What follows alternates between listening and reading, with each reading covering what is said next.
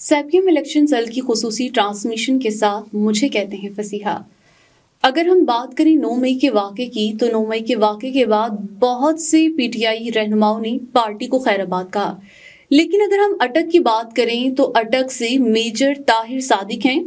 جنہوں نے اس وقت پارٹی کا ساتھ دیا جب ایک ایک کر کے تمام رہنما پارٹی کا ساتھ چھوڑ رہے تھے۔ اسی پر بات کرتے ہیں، میرے ساتھ اسٹوڈیو میں موجود ہیں رضی طاہر۔ رضی طاہر، آپ بتائیے گا کہ ان کی پہلے پولیٹیکل ہسٹری کے بارے میں آپ بتا دیں کہ کہاں سے کون سی پارٹی سے یہ پہلے الیکشن میں حصہ لے چکے ہیں۔ میجر طاہر صادق صاحب کا تعلق اٹک کے گاؤں باتر سے ہے، اور یہ اٹک کی سیکنڈ لارجسٹ جو برادری ہے اس سے تعلق رکھتے ہیں، کھٹر برادری سے تعلق رکھتے ہیں۔ اور میجر طاہر صادق کا ایک انڈیویجول یہ ہے کہ یہ میجر گروپ کے نام سے جانے جاتے ہیں، اور ان کا بڑا اسٹرانگ گروپ ہے، یونین کونسل اور ولیج لیول تک ان کے نمائندگان موجود ہیں پورے ڈسٹرکٹ کے اندر۔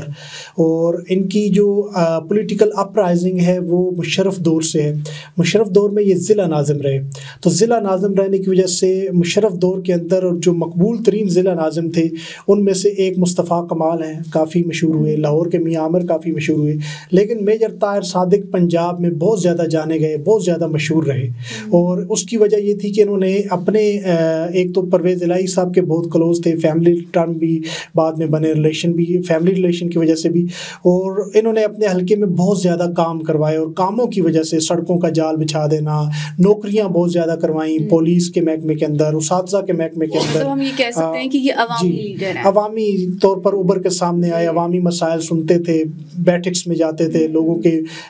ساتھ انٹریکشن ان کا بہت زیادہ ہوتا تھا۔ تو یہ ان کا اپ رائزنگ تھا 2002 سے جب یہ ضلع ناظم بنے۔ اس کے بعد میجر طاہر صادق نے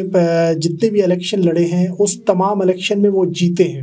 یعنی وہ کسی الیکشن میں ہارے نہیں ہیں۔ اگر میں ان کا صرف 2018 کا رزلٹ آپ کے سامنے رکھوں تو 2018 میں NA49 میں یہ اٹک، ہزرو، حسن ابدال کے کچھ ایریاز اس میں شامل ہیں، اس میں انہوں نے 1,45,168 ووٹ سکور کیا تھا۔ NA50 میں 1,63,326 ووٹ سکور کیا تھا، اور PP3 میں انہوں نے 62,337 یعنی ایک صوبائی اسمبلی، 2 قومی اسمبلی کے حلقوں سے الیکشن لڑا، اور تینوں سیٹیں یہ جیت گئے تھے۔ بعد میں انہوں نے NA49 کو سسٹین رکھا اور باقی سیٹوں کو انہوں نے چھوڑ دیا۔ اچھا، اب یہ آپ بتائیے گا، آپ نے یہ پولیٹیکل ہسٹری تو بتا دی، یہ بتائیے گا اب یہ کس حلقے سے الیکشن لڑ رہے ہیں؟ ابھی تو انہوں نے دونوں حلقوں سے کاغذات جمع کروائے ہیں، NA49 سے بھی، NA50 سے بھی، اور انہوں نے اپنی بیٹی کے کاغذات بھی جمع کروائے ہیں، ایمان طاہر، ان کے بھی کاغذات NA50 سے، NA50 سے کروائے ہیں۔ NA50 میں فتح جنگ، جھنڈ اور پنڈی کھیپ کے ایریا آتے ہیں، اور NA49 میں ہزرو، اٹک اور حسن ابدال کے ایریاز آتے ہیں۔ تو ابھی یہ کہ دونوں حلقوں میں انہوں نے کاغذات تو جمع کروا دیے ہیں، اور امید ہے کہ ان کے کاغذات ریجیکٹ بھی نہیں ہوں گے، کیونکہ ماضی میں کبھی ریجیکٹ نہیں ہوئے، اور ان کا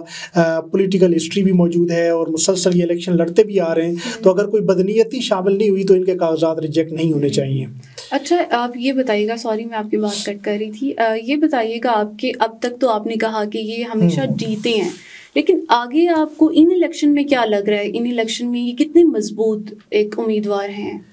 مضبوط تو بہت زیادہ ہے۔ ایک طرف تو ان کے پاس اپنا ان کا گروپ وہ مضبوط گروپ ہے، یونین کونسل لیول تک اس کی نیٹ ورکنگ ہے، اور دوسرا ساتھ پی ٹی آئی ہے، اور پی ٹی آئی کے آپ کو پتہ ہے اس وقت ووٹر جو ہے وہ پی ٹی آئی کا ضد پر ہے کہ اس نے پی ٹی آئی کو ہی ووٹ دینا ہے، اور اوورآل پورے ملک میں ایک فضا ہے پی ٹی آئی کے حوالے سے، اور جتنا کوئی پچھلے 18-20 ماہ میں پی ٹی آئی پر ظلم ہوا ہے تو عوام اس وقت تو تیار بیٹھی ہے کہ انہوں نے پولنگ اسٹیشن پہ جا کے ووٹ دینا۔ اگر ہم ان کے مقابلے کی بات کریں تو NA49 میں ان کے مقابلے میں شیخ آفتاب ہیں، اس کے ساتھ ملک امین اسلم ہے جو سابق وزیر رہے ہیں تحریک انصاف کے دور میں، لیکن وہ پی ٹی آئی کو چھوڑ کے اس وقت آزاد حیثیت میں الیکشن لڑ رہے ہیں۔ تو یہ دو ایک میجر ان کے مقابلے میں NA49 میں موجود ہیں۔ NA50 کی بات کریں تو وہاں پہ تحریک لبیک کے سربراہ وہاں سے الیکشن لڑ رہے ہیں، سعد رضوی صاحب، ملک سہیل کمڑیال وہاں سے الیکشن لڑ رہے ہیں۔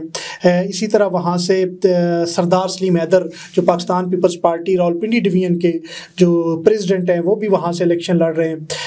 اس طرح مزید بھی کچھ آزاد حیثیت میں کینڈیڈیٹ ہیں، لیکن اسٹرانگ کینڈیڈیٹ یہی ہیں۔ اب دیکھا جائے تو ایک پارٹی کا ہیڈ بھی وہاں سے الیکشن لڑ رہا ہے، تو ان کا یہ ہے کہ ماضی میں بھی ان کو وہاں سے تقریباً 60,000 کے قریب اس حلقے سے ووٹ پڑا تھا جو 2018 کے الیکشن میں۔ دوسری بات کریں تو سردار سلیم حیدر صاحب کی بہت زیادہ گرپ ہے، عوام کے ساتھ بہت زیادہ رابطہ ہے،